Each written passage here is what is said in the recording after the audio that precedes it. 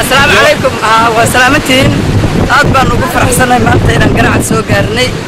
نوقف صوت لقى السفر كان يفوتينا سوق قرنا لكن وما قال هذا قرح بدن وأنا جاي أبسطي ما هذا قرح بدن بدو هذا قرح بدن تا إنديا روشن مركا إن شاء الله فرحسنا بدن. بسم الله الرحمن الرحيم ما أنت وحنا الله سبحانه وتعالى وما هدينا إن هبتان بنعد السنة قرح بدن waxgaradkii iyo dhalinyaradii haweenkii deegaanka reer Garacad ay nagu soo dhaweeyeen runtii waxaan wax la siisan karaa ahayn beeshan bilicda san wanaagan iyo quruxdan iyo damaashaadkan aan ku jirno Garacad qofkii ay u